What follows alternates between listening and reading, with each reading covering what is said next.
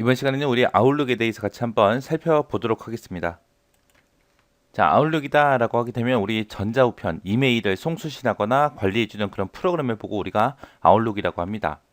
여기서는 이 아웃룩을 이용하게 되면 이메일뿐만 아니라 일정이라든지 작업 관리라든지 연락처 관리 이런 것들을 우리가 전부 다 아웃룩에서 할 수 있어요. 실행시키는 방법은 시작의 모든 프로그램에 마이크로소프트 오피스에 들어가게 되면 이제 아웃룩이라고 있습니다. 그거를 이제 클릭해주면 아웃룩이 실행이 되겠죠.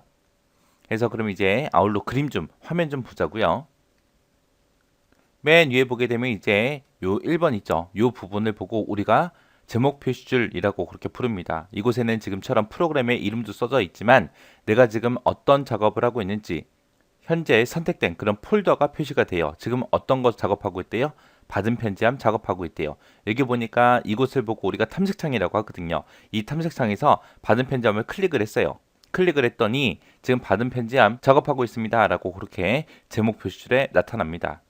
자, 이곳을 보고 우리가 3번, 이곳을 보고 우리가 탐색창이라고 부르는데 이 탐색창에서는 메일이 됐든 일정이 됐든 연락처가 됐든 작업이 됐든 이런 메모가 됐든 이런 여러 가지 폴더들이 나타나는 곳이 우리 탐색창이요. 그래서 내가 여기서 어떤 특정 폴더를 내가 선택하게 되면 그쪽으로 바로바로 이동할 수 있게 그렇게 폴더 단위로 보여주는 곳이에요. 그 다음에 여기 2번 하고 보니까 여기 파일이다, 편집이다, 보기, 이동, 도구, 동작, 도움말하고 이렇게 메뉴가 있죠. 이것을 보고 우리가 메뉴 표시줄이라고 그렇게 부르고요. 여기서 특정 메뉴를 내가 선택하게 되면 그 아래쪽으로 이제 메뉴가 쭉 펼쳐지겠죠. 그 다음에 이 부분 4번 이 영역을 보고 우리가 아웃룩 창이라고 합니다. 여기서는 이제 이쪽 3번 탐색 창에서 내가 선택했던 폴더들 있죠. 그 폴더에 이제 목록에 표시되는 부분이 아웃룩 창이에요. 그 다음에 그 밑에 보니까 5번하고 이곳이 있습니다. 여기를 보고 우리가 일기창이라고 그렇게 부르고요. 여기서는 이제 요 4번에서 내가 얘를 선택하게 되면 그거에 대한 내용을 보여주는 것. 내용을 보여주는 것이 우리 일기창이다 라고 그렇게 기억하시면 됩니다. 그래서 아웃룩 창에는 크게 보게 되면 이렇게 5가지로 구성이 되어 있습니다. 그래서 지금 방금 설명했던 내용들이 여기 1, 2, 3, 4, 5 하고 이렇게 되어 있습니다. 아, 이런 게 있구나 라는 거 그냥 보시고 지나가시면 돼요.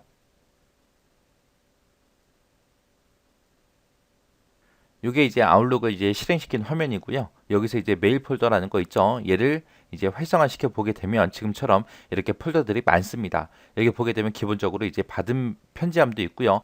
보낸 편지함, 그 다음에 보낼 편지함, 그 다음에 임시 보관함, 정크 메일, 지운 편지함, 검색 폴더 하고 이런 것들이 있습니다. 상대방이 나한테 이메일을 보냈대요. 그렇게 해서 이제 수신한 메일은 기본적으로 이제 받은 편지함에 여기 저장되고요. 보낸 편지함이다라고 하게 되면 이제 내가 다른 사람한테 보낸 메시지 있죠. 그 사본이 저장이 되는 곳이 이제 보낸 편지함이요.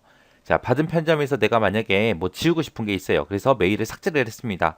메일을 삭제하게 되면 이제 지운 편지함 이곳에 이제 보관이 되는 거고 이 지운 편지함에 들어있는 편지들은 원래 위치가 됐든 다른 위치가 됐든 그런 곳으로 내가 복원도 할 수 있어요.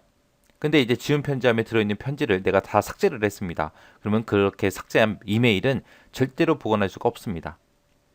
그 다음에 이제 검색 폴더요. 검색 폴더에서는 이제 읽지 않은 메일, 그리고 첨부 파일이 있는 메일, 그리고 특정 사람한테 보낸 메일, 이렇게 특정 검색 조건에 이제 만족하는 이메일만 보여주는 그런 가상의 폴더를 보고 우리가 검색 폴더라고 합니다. 여기서 이제 검색 폴더는 여러분들이 꼭 외우고 계셔야 돼요.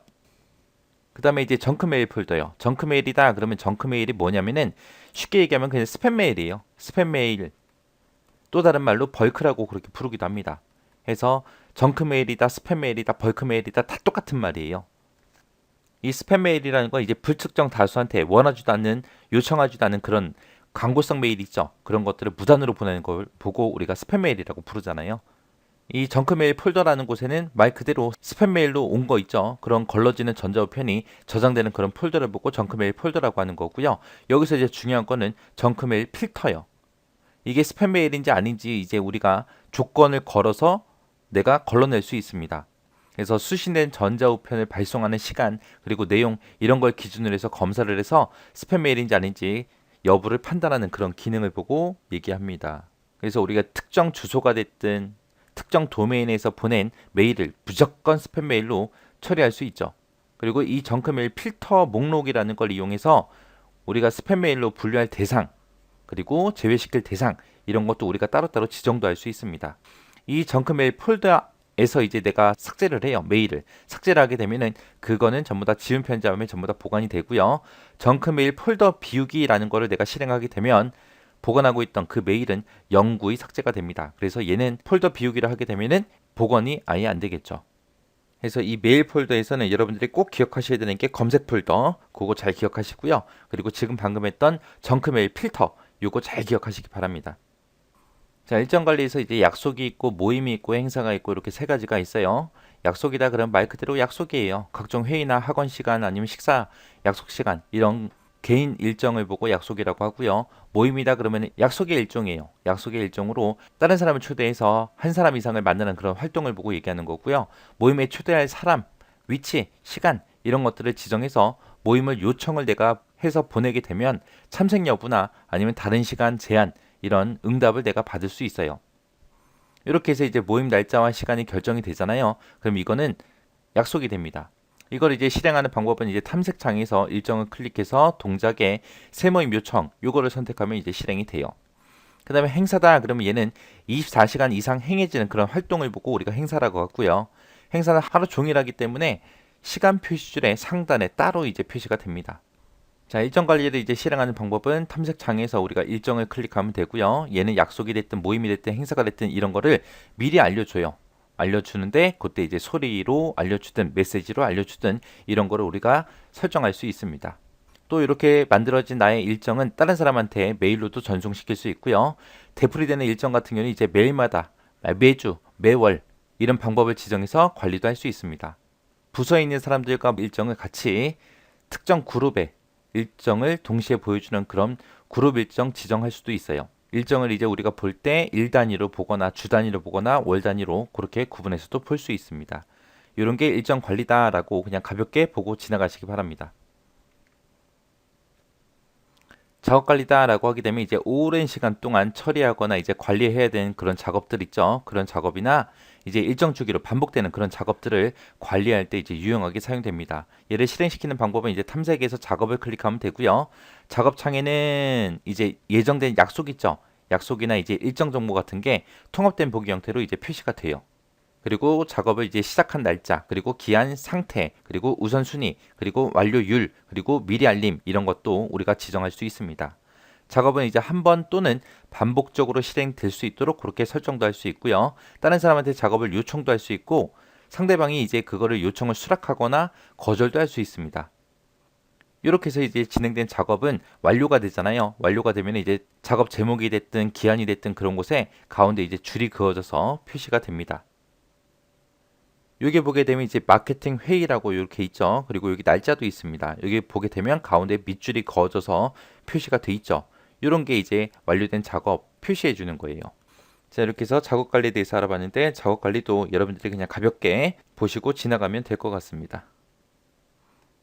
자, 연락처 관리라는 건 말 그대로 연락처 관리해 주는 거예요. 사람들의 이름이 됐든 이메일 주소가 됐든 회사, 부서, 직함, 전화번호 이런 사람들의 개인 정보를 저장하고 관리할 수 있게 해주는 공간을 보고 우리가 연락처 관리라고 하고요. 얘를 실행시키는 방법은 이제 탐색창에서 연락처를 클릭해주면 됩니다.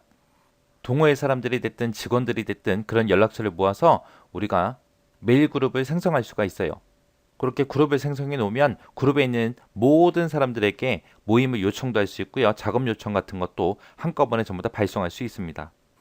만약에 수신된 메일이 있는데 그거를 연락처 폴더로 드래그를 하게 되면 메일을 보냈던 사람들의 이름이 됐든 전자 이메일 주소가 됐든 이런 게 바로 연락처 폴더에 바로바로 추가가 됩니다. 이미 연락처 폴더에 이제 등록된 사람 있죠. 그 사람의 이름이 됐든 전자 메일 주소가 됐든 그런 거를 내가 새 연락처라는 걸로 추가를 하게 되면 기존 연락처를 새 연락처로 바꿀 수 있는 그런 대화 상자가 실행이 돼요. 이렇게 해서 이제 연락처 보기의 형식, 연락처라는 걸 이제 볼 때 보기 형식에는 명함으로 볼 거냐, 주소 카드로 볼 거냐, 전화번호 목록 등으로 볼 거냐 이런 것들이 여러 가지가 있습니다. 그리고 이 연락처에서 회사 로고가 됐든 디자인이 됐든 배경이 됐든 사진이 됐든 이런 걸 추가시켜서 내가 전자 명함도 만들 수가 있어요. 이렇게 만든 전자 명함은 다른 사람한테 이제 메일 같은 거 보내잖아요. 그때 전자 명함을 추가시켜서 전송도 할 수 있습니다. 그리고 연락처에 이렇게 등록시켜 놓은 거는 우리가 엑셀이 됐든 엑세스가 됐든 이런 파일로 내보내기를 하거나 가져올 수도 있어요. 이렇게 해서 이제 연락처를 좀 더 효율적으로 관리할 수 있게끔 도와주는 기능입니다.